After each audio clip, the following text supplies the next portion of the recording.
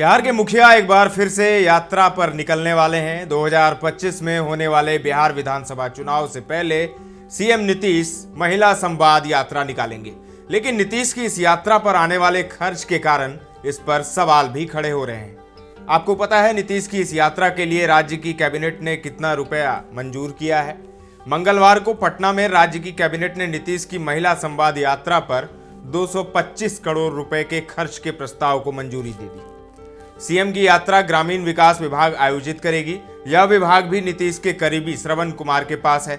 यात्रा की तारीख तय नहीं हुई है, लेकिन संभावना है कि नीतीश विधानसभा के शीतकालीन सत्र 25 से 19 नवंबर के बाद दिसंबर में निकल सकते हैं। अब सवाल ये उठता है कि राज्य के मुखिया हैं, बीते 19 साल से इतने पैसों को राज्य के विकास के काम में लगा देते।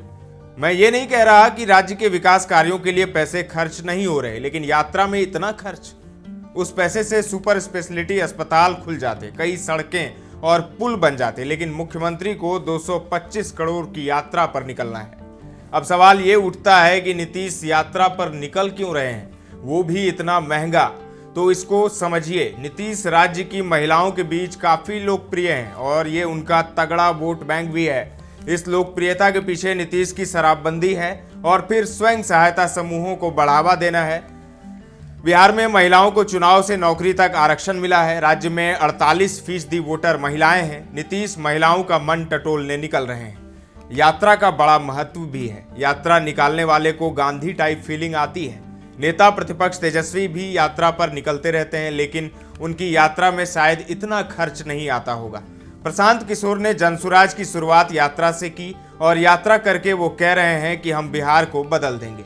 नीतीश भी बिहार को बदलने के लिए एक बार फिर से यात्रा पर निकल रहे हैं। नीतीश को यात्रा पर इतना भरोसा इसीलिए भी है क्योंकि 2005 में जब उन्होंने पहली बार यात्रा निकाली थी तो उन्होंने लालू की पार्टी और उनकी पत्नी राबड़ी देवी की सत्ता से विदाई कर दी थी। इस यात्रा का नाम था न्याय यात्रा।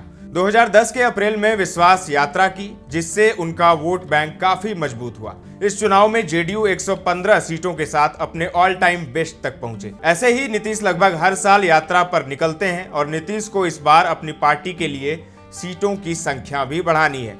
लेकिन आपको एक सवाल के साथ छोड़े जाता हूं, नीतीश की 225 करोड़ की यात्रा ठीक है या फिर उसकी जगह उतने पैसों से राज्य का कुछ विकास हो जाता तो कैसा रहता? कोई अस्पताल ही बन जाता, अरे कुछ भी बन जाता। अब देखना होगा कि नीतीश को इस यात्रा से कितना राजनीतिक लाभ मिलता है, क्योंकि यात्रा तो उसी के लिए निकल रही है। फिलहाल के लिए इतना ही। ताजा तरीन खबरों का सिलसिला लगातार जारी है। देखते रहें दर्श न्यूज।